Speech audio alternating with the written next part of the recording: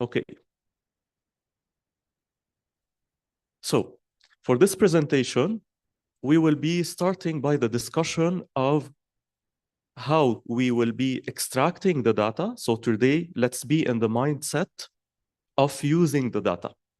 Okay, so yesterday we compiled the data, we submitted data, we analyzed the quality of the data in order to submit these data set. Today, let's put ourselves in the mindset of using the data. So we are the users. Who are the users in this context, according to you? Who will be using the data in order to set maximum levels or maximum limits? Yes, let's say let's keep our discussion in the Codex framework. Who will be using the data? Who will be handling the task of analyzing the data in CCCF? Electronic working groups, right? مجموعات العمل الإلكترونية مثلا. فإذا this task will be the task, for example, of an electronic working group created by CCCF, for example, in order to handle a particular TOR, a particular terms of references agreed by and adopted by the CCCF itself, and then adopted by or endorsed by the CAC, the Codex Alimentarius Commission. So the first step is to have this objective, this question, right? So we have a TOR, a terms of references. Let's say we are aiming, as you started the discussion, Mr. Amer and Professor Samuel, we have a terms of references. We are aiming to set حدود قصوى, a maximum level for a particular contaminant in a particular individual commodity or a group of commodities or a representative group for certain commodities, as we discussed yesterday in our food mapping. So mainly the electronic working group will be handling this task. And always the risk assessment opinion will be tasked to JECFA. Okay? So the first step, so during this module, we will try to describe the step-by-step procedure for setting maximum levels to understand the procedure as a whole. Then we will start understanding how we start manipulating the data, extracting the data, understanding and applying basic data cleanup techniques. We have to prepare the data set. We have to clean the data set. Because as you can imagine, when we access the data from the GEMS food database, mainly we will have data coming from different sources, having different levels of quality for this data. So we have to perform cleanup procedures before we could use the data set. And then we will start discussing how the electronic working group or JECFA working on this particular terms of references will start initiating some overview, some descriptives about the data. Then following to that, we will have a presentation with Dr. Eli explaining to us the basic statistical steps and analysis we will start performing on the data set. As you can imagine, when we have a distribution of data points, when we have a data set, مجموعة بيانات, we have to start doing some statistics on it, right? Descriptive statistics, إلى آخره. So we will understand that with Dr. Eli. Then I will have a third presentation in order to discuss what we call the rejection rates calculations, and we will understand that further. And we will finish with Dr. Karima with a presentation describing how setting maximum level will help reducing the intake, تخفيض التعرض. Okay? And finally, after lunch, we will go to our breakout rooms and we will do the calculations together in order to have recommendations to set maximum levels. That's okay for everyone? Great. So what is this procedure to set maximum levels? So these are the steps described by the document, by CCCF, to be adopted or to be followed in order to set a maximum level. One, data extraction, to identify the data set for a particular terms of references. We have a question, we have to identify our data set. We will discuss that. Two, we will perform some data selection cleanup. We will be cleaning up, removing some outliers, removing some data points. Three, we will start doing some overview analysis, generating some descriptives to this data set. what we call descriptive data exploration. So we'll start exploring our data points. They represent which geographical regions. Do they have proper geographical representativeness? Do they respect the timeline set in my TOR, etc. Step 4, we will be performing some statistical analysis of the occurrence data, analyzing the distribution of the data set, having some figures, right? Having some histograms, some representations of the data, and some descriptive statistics. 5 and 6 is the core of the steps to be adopted in order to set ML. And we will be having further discussion with Dr. Karima about the ALARA principle, the as low as reasonably achievable principle. That is the principle adopted by this committee in order to set MLs, or to be adopted for contaminants in general, to set MLs, which is based on a compromise, توافق, between the safety aspects and the economic and the trade aspects. Because we are aiming to protect, but at the same time, we still want to preserve fair trade of this food commodity. So we have the fair trade, we have the food security issue, but we have the food safety issue. And the idea is to have a compromise between both. How we will be having this compromise? By evaluating the economic rejection rates, how much we will be rejecting commodities if we adopt this ML. That's the economic aspect. And calculating the exposures, okay, or the intake, in order to see if we enforce this ML, how much we are reducing التعرض. Then we have to compromise between both according to the ALARA principle, and we will have recommendations to adopt an ML or not, okay? So these are the procedures. So please, during my presentation, if you have any questions at the end of my presentation, we will discuss them. So we'll have some time for questions. Let's start by the data selection. So we have a TOR. What do we mean by TOR? The Codex Committee for Contaminants and Food had a meeting, and they discussed to launch a new work or to continue with the work. Let's say setting some MLs for a contaminant, for other commodities, etc. That's the work of CCCF. And as Professor Sam said, they worked a lot on lead recently, الرصاص. Now they finished working on lead. They will be working on arsenic now. Before, they've been working on cadmium. So we have always some TORs, terms of references, for electronic working groups to set MLs. So the TOR will be defining the task. Once we have the definition, the question for our task, we can apply the filters. You remember the GEMS food database has filters. I will be selecting the contaminant, the time frame, the region, global, particularly WHO region, etc., in order to extract the data. So that's the first step. I will extract my data from the GEMS food database website. Only data in the GEMS food database should be used. However, we can use non-GEMS food database coming from the literature, from reports, only to inform further understanding of the data. Okay, but the major important source of data for the proceedings of CCCF should come from GEMS food database. That's why we had this extensive discussion about the GEMS food yesterday. How do we extract? By applying filters. So this step is normally performed by the GEMS food administrator. The electronic working group chair will ask the GEMS food administrator, please, can you send us the data set according to these TORs?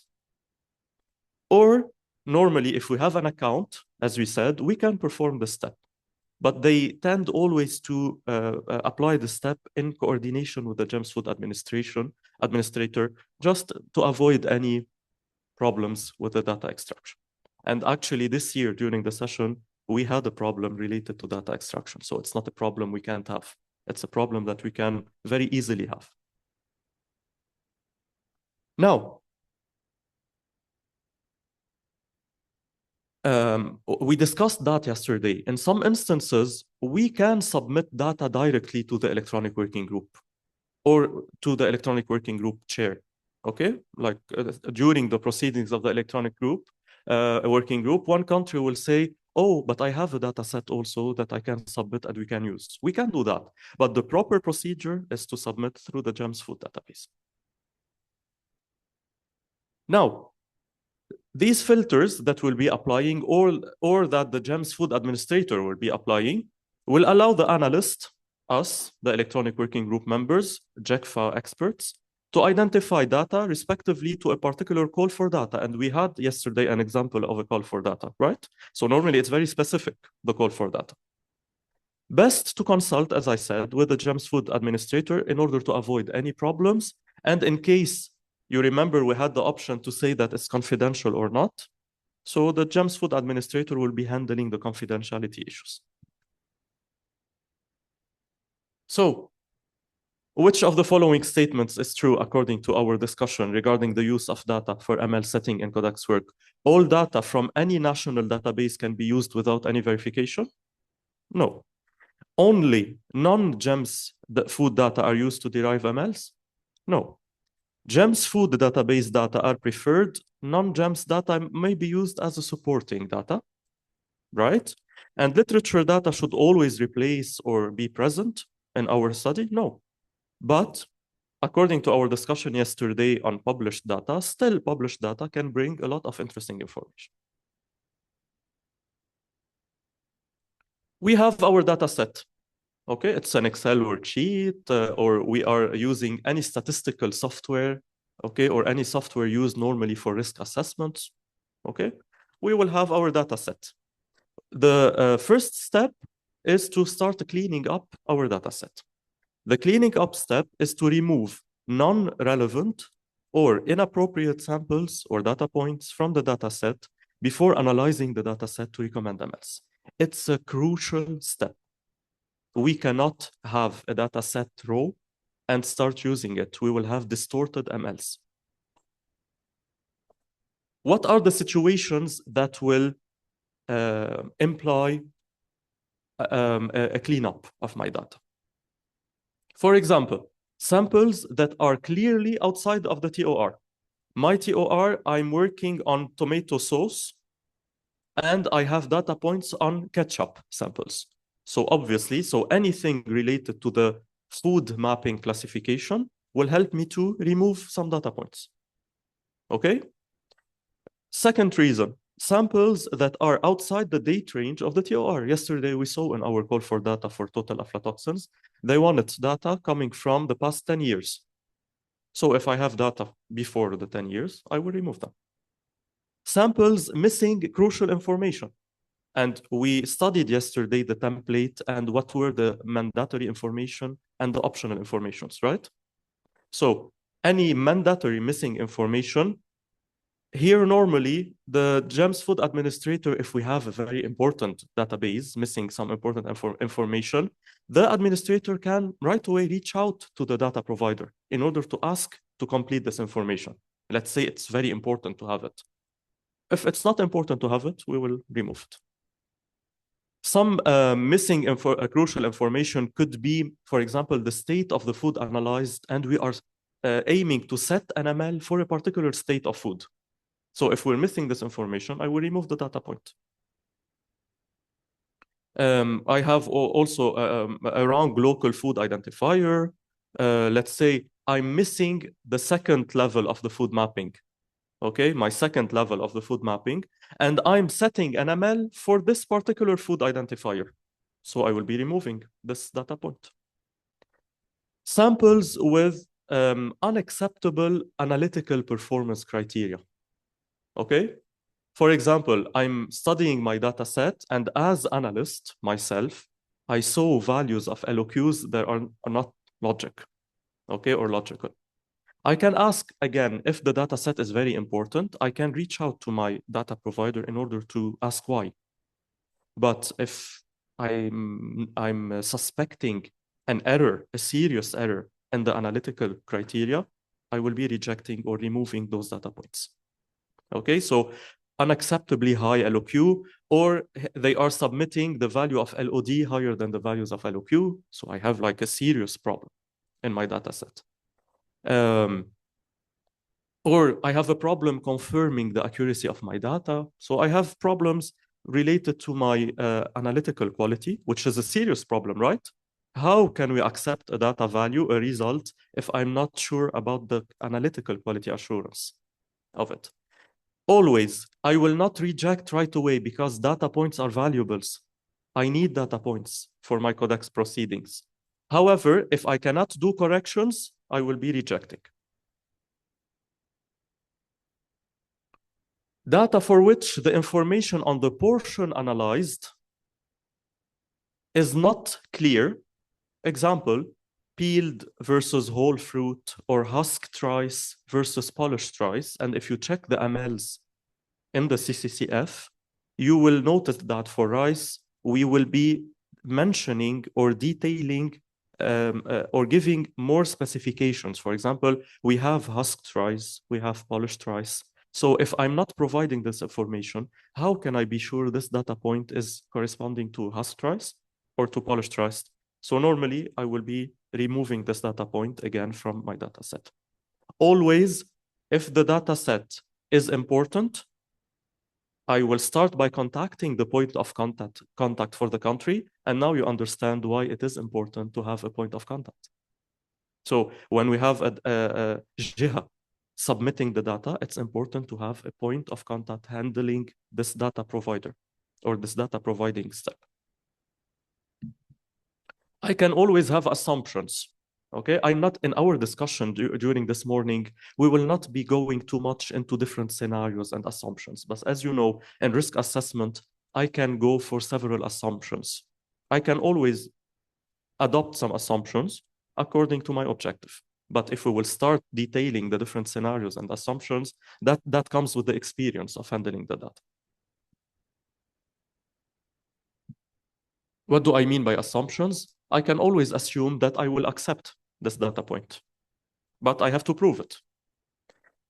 Data, that's a very important information. Okay, and since now today we will be speaking about lead, and we will be again taking lead as an example for our proceedings today, it's very important to discuss and understand this part. Data originating from suspected, fraudulent, or economically adulterated samples. So when we, again, let's remind ourselves, we are submitting data, for example, coming from a monitoring or a surveillance program, right? Among the samples you collected, you will have samples adulterated, right? Right? And I will give you the example, for example, of spices adulterated with lead salts. It's a very commonly known type of adulteration. And if you recall the big problem of cinnamon contamination with lead during the past years. So it's a very well-known type of adulteration, okay? So let's say I'm collecting samples and I requested and my lab has a data set, right? And I requested my lab to provide this data set for me. The lab will be providing all data results. Among these data results, I might have results for adulterated samples. And I will upload them to the GEMS food database. Now, the electronic working group is doing the cleanup. It's very important to understand and to remove data points where we suspect adulteration. How we will be suspecting adulteration, do you think? I'm studying my data set for lead, and I have a series of results.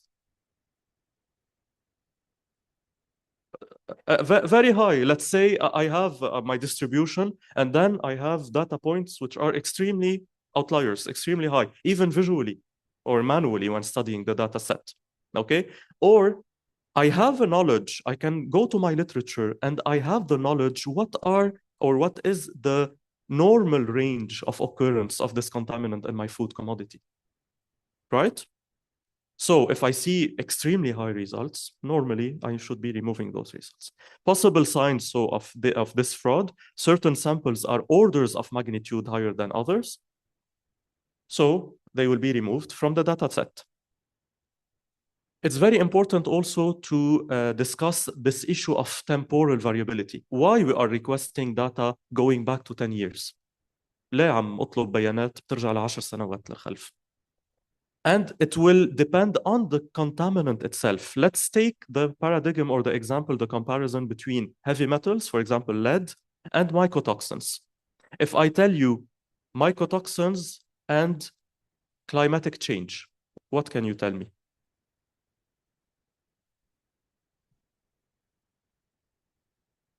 Okay, let's say, let's ask the question in a different way. Do I need to have data for mycotoxins for the past 10 years? Yes or no, and why? Okay? And please take a microphone and let's listen to your opinion. What do you think and why? Yes, Abi, please, let's have the microphone here. You, but just to give you the microphone. يمكن رح اتكلم عربي فيما يتعلق بالسموم الفطريه. من المهم جدا حسب رايي يعني وحسب الخبره فانه لازم يكون هناك نظره شامله ما قبل يعني ظاهره التغيير المناخي وما بعدها، لانه هي تتاثر بالتغيير المناخي خاصه من ناحيه إذا كان التخزين، ارتفاع درجات الحرارة، الرطوبة، غيرها، فتأثر طبعا أكيد على مستوى الميكروتو أو يعني إنتاج السموم الفطرية في Absolutely. الكون. Okay, thank you. Yes, تفضل. And please give me your opinion now comparing to the heavy metal situation, for example. بالنسبة للسموم الفطرية يلي نحن مقسمهم لثلاث مراحل، بمرحلة الحقل ما قبل الحصاد والتخزين وخلال التصنيع. بمرحلة الحقل بسبب التغير المناخي والثيرمال دروب والرطوبة والتصحر كثير عم نشوف أبحاث بتدل على ارتفاع السموم الفطرية بالحقل يلي هو ما مفروض. يعني عندنا الأسبرجيلوس والبنيسيليوم اللي هن يعدوا من فطريات التخزين عم يتكاثروا وعم يفرزوا سموم بالحقول حسب اكيد تقارير الاف اي او والورلد هيلث اورجانيزيشن. والغريب انه بمنطقتنا العربيه والحوض المتوسط كمان عندنا هاي الظاهره بسبب التغير المناخي. كل شيء ناتشورال كونتامينانت بحاجه دائما لداتا قديمه ولحتى نشوف الفلكتويشن واللي هي عم تتزايد بسبب الكلايمت تشينج. Absolutely. فإذا الجوابين كافيين ووافيين. So we need to have a long time frame in order to have a proper vision of our data. If we take the example of lead, we had a brief discussion in my group yesterday, and Professor Samuel evoked also other mitigation strategies like the adoption of a code of practice. So they will be requesting also data from before the implementation of the code of practice and after the implementation of the code of practice, because we need to understand whether the code of practice has an impact or not, for example. Okay, so that was just a brief discussion in order to reflect about the time frame, okay, of the data available. Now, we had yesterday this discussion. We're still discussing the cleanup of the data set. Data coming from targeted and random sampling, we discussed it a lot yesterday. Targeted sampling is biased. We are aiming to have a data set, the most representative, okay, in order to use it to set our MLs. So in a lot of situations, we will have a restriction and anything coming from targeted sampling will be removed from my data set. And you remember yesterday in the fields of the GEMS food database, they are requesting to provide the information. It is targeted or random sampling. We can still have biases, okay, even in my random sampling. And we discussed that briefly yesterday. The way, are we properly applying the random, the statistical definition of the random sampling or not? But in all situations, we will be assuming, we will be adopting, we will be using this data set with the knowledge of the uncertainties or the bias coming with it. Now, that's the most important reasons to remove data points, okay, from my data set. But now, do you think that removing outliers should be a manual and a visual step that we do, or we should be adopting some statistical methodologies in order to perform this step? What do you think? The fact of detecting the outliers in order to remove them. We can still apply the manual or even the visual study of my database in order to remove my data points or to apply the filters that we discussed. Let's say it's outside of the TOR of of outside the terms of references of my electronic working group. But then I can still, or I can apply also some statistical tests for outlier removal. What do you think?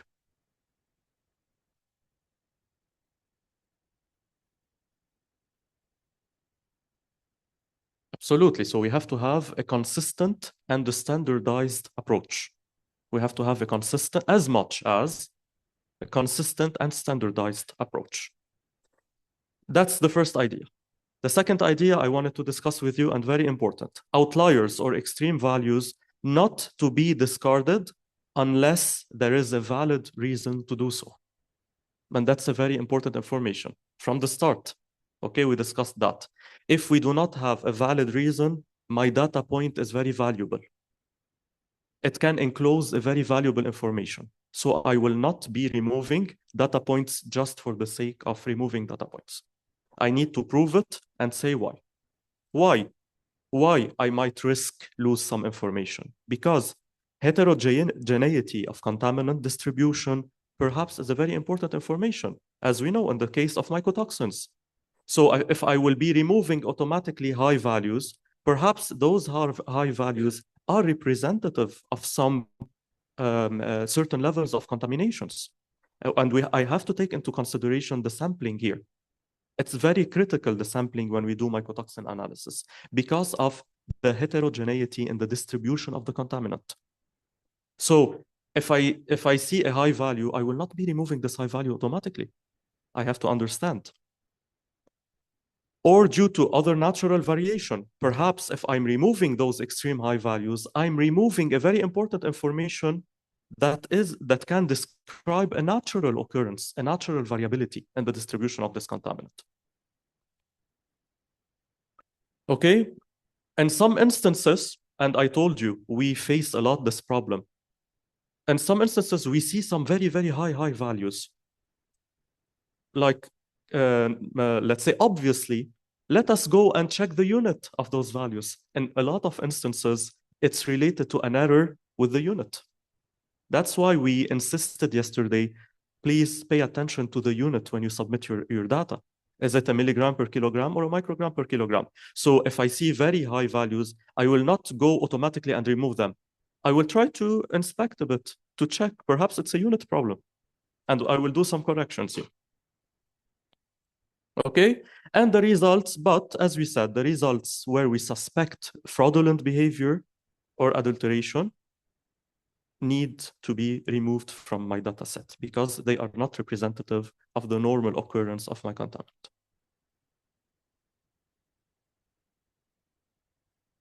Okay, and they will be driving my ML what?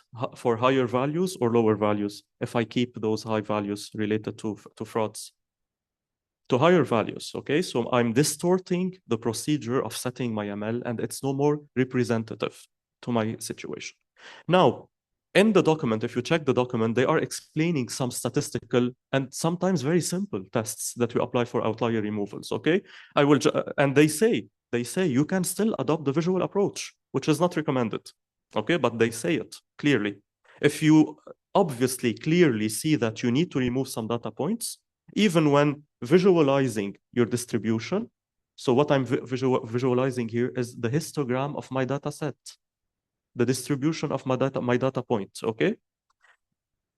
If you notice that you have some data points which are obviously outliers, you can remove them visually. But you can still, or you need to apply some statistical tests. For example, one very simple approach called the interquartile approach. So I have an interquartile range, which is the range between my 25th and 75th percentile. That's my range. And then I will consider any data point above this interquartile range times 1.5.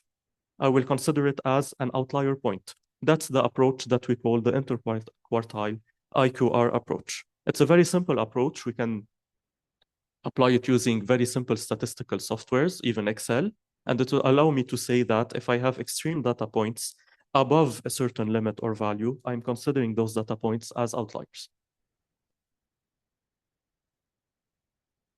Now, Let's continue our discussion, and here let's tackle the issue or the discussion related to the LODs and to the LOQs again.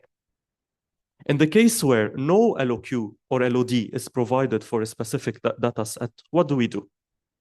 And we also started the discussion this morning and evoking again this problem of LOD and LOQ and why we need at least the LOQ in order for us to be able to work with our data set. But in case I have like a big data set coming from a very important country in the data set I'm studying, and I'm missing LODs or LOQs.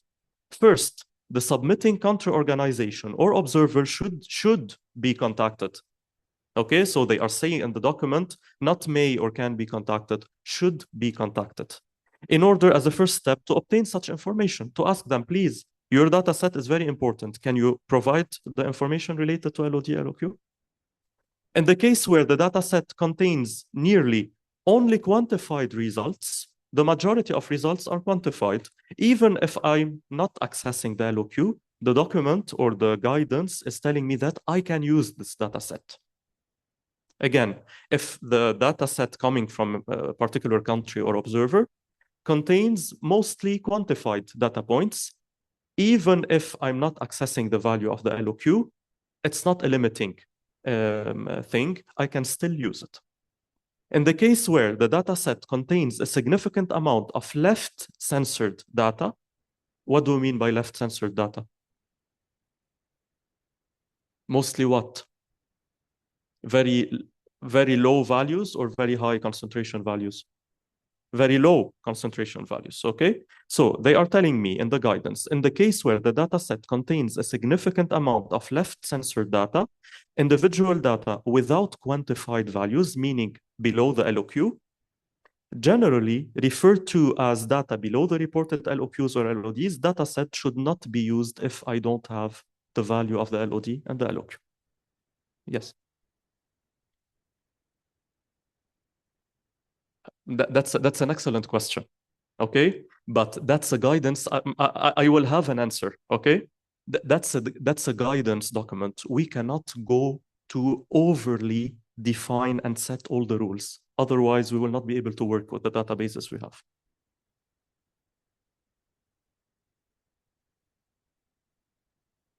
Yeah. I got your point. That will be the decision to be taken by the electronic working group or JECFA working on this data set. Okay, and the guidance document, we don't have this information. And we know why. Strict rules, no. I mean, yes, this way it become, it will not be objective anymore. Yeah, I got your point. But in a lot of instances, and that's also the difference between, if I may say, the difference between the assessment and the management and what we're saying. In a lot of instances, you have to take assumptions but be transparent about the assumption you took. You will write it down and you will be transparent. Okay, that's the spirit of the work. I mean, do you think their decision would be based on some guidelines that they have and we don't? Perhaps a certain committee or a certain electronic working group, they will be agreeing on some guidance to be applied in this particular case, and they will disclose it. Okay, but that's a very excellent question. In the case where an LOQ is provided now, so, okay, for the situations where we accept, we reject automatically. Now, in the case where an LOQ is provided, identify a cutoff level for the LOQ depending on the MLs being considered. So we saw yesterday in the call for data, right? They had a very clear cutoff for the LOQs. We will not be accepting data points coming from methods that have LOQs below this, higher than this value, above this value. It was clear, the cutoff. Okay? For example, they are telling us you can fix the cutoff, any value below the ML to be discussed, okay, or the hypothetical MLs, or LOQs below half the ML under discussion. But in all situations, I will be accepting data points with methodologies having LOQs below the ML that I'm working on, right? The data set contains a significant amount of left censored data again, further contextual information should be considered? And that's the answer for your question, Alama. Okay, so I have my left sensor data set. The document or the guidance tells us that further consideration or contextual information should be considered in order to take a decision. For example, this data set comes from a very important producing country. I will not discard this data set automatically. Perhaps I will accept. Okay, so that's the spirit of it. So data that appear as outlier or extreme values should always automatically be excluded from the data set during cleanup? No, I have to try to bring some corrections. If I'm not able to correct or to improve, I will be removing them. Why should data from targeted sampling generally not be used in setting ML? So we had a lot of discussion. They are too expensive to analyze. No, they overestimate typical exposure and are not representative. Yes, right? Because normally when I'm going for a targeted sampling, I'm dealing with some emergency situation or a contamination problem. So the values will overestimate the natural occurrence of this contaminant. They include only processed food? No. They contain duplicate entries? No. So that's B. Okay, so we're good. Targeted is biased. It will overestimate. So that's it mainly related to the preparation of the data, cleaning up the data. So these were the main information for our discussion then, today. But then during the practice, you may face a lot of different situations and you will have to take decisions. You will have to deal with that, okay? But the most important take-home message is that we need to clean up our data set. Always we will have data points to be removed. And then my data set will be ready to start with the statistical analysis and then the things we will be doing. But before diving into treating and applying and analyzing my data set now, which is clear, which is clean, normally the electronic working group will try to visualize some information, okay? Try to visualize the database, having some figures, some histograms, some tables, classifying the data points per country. It's important, this information, right? Why it is important to study the country distribution of the data points in order to make sure that my data set is geographically representative. Okay, that's very important. Or have a classification by the year. That's why we were requesting the year in the template. We're requesting the country in the template, etc. So all steps taken in the data cleanup and the rationale and assumptions made should be provided. Everything, when you remove a data point or a group of data points, you should explain why. Useful to provide information on the major production regions for the commodity under discussion. It's always important to have a particular look to the data points or results coming from a big producing country, right? So it's very important to have a deep look on the geographical representativeness and the time period representativeness. Then, geographical coverage of the provided occurrence data. When evaluating an ML for a particular commodity, the data set should include representation of production regions that are important to international trade. So the idea of production and always the idea of keeping a fair trade, not disturbing the trade, okay? Data from importing country also might be very important, but also might be biased in the food, if the food has to comply with the requirements, right? When I'm an importing country, I will be verifying the compliance. So my data set could be biased. So I have to take that into consideration. But normally, when we extract what is practiced, they extract data points coming from different countries, producing countries, exporters, importers, and they consider all the data points from all these countries. Additional content, why? Why also it's important to consider other than the producing countries? Because the result coming from the producing country is coming from the commodity analyzed at the production step, right?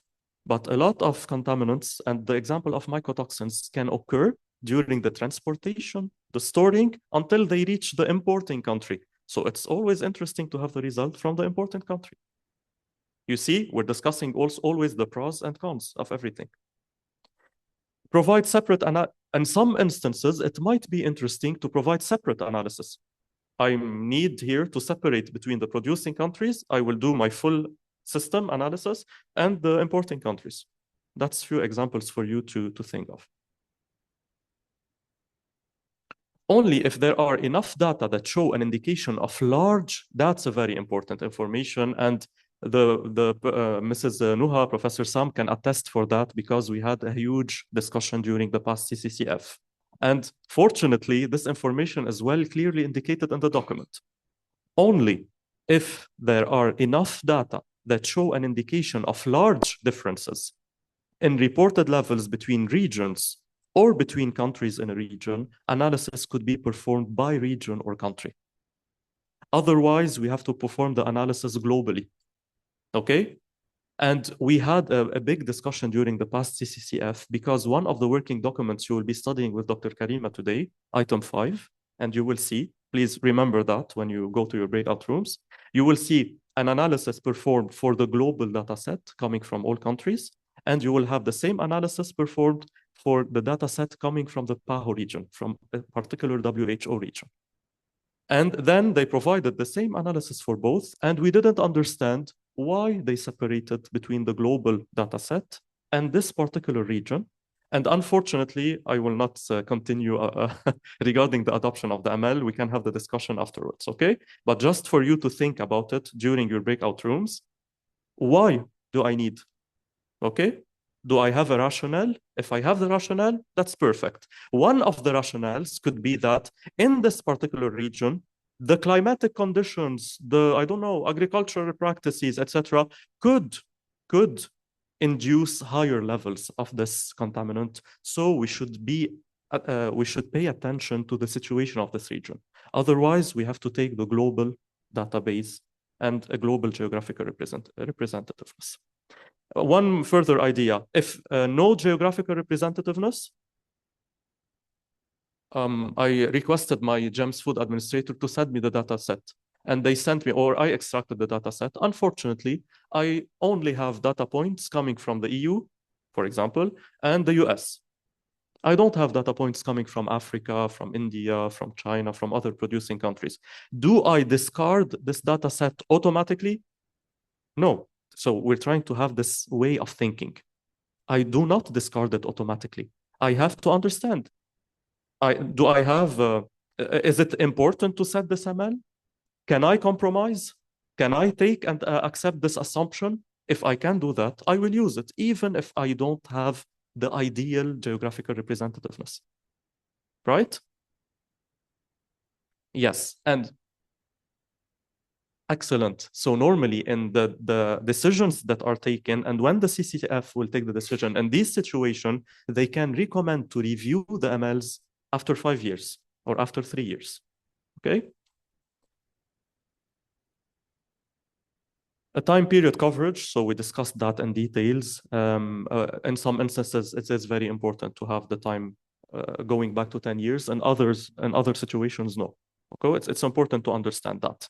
And particularly for the situation of the implementation of a COP. So we discussed that enough.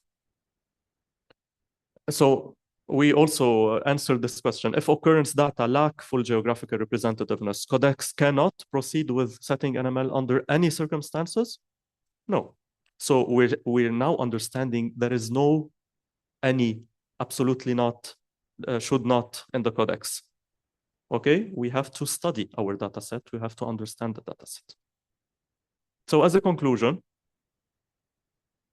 and then we still have a few minutes if you have further questions related to this step. Let's recap. So we have terms of references. We need to set an ML for a particular contaminant for a commodity. The first step, which we discussed now, is to extract my database, work with this data set, clean it up, remove any outliers, understand the assumptions, document the assumptions, please. For everyone amongst us working on writing reports and assessment reports, document, okay, everything. Be transparent in this step. have a paragraph and the methodology well explained related to the data preparation or data cleanup step. After we cleaned up our data set, we can look at the geographical representativeness, have some figures, tables, okay, the time representativeness. And now I'm ready to start my statistical treatment, my proper statistical treatment of these data points or this data set.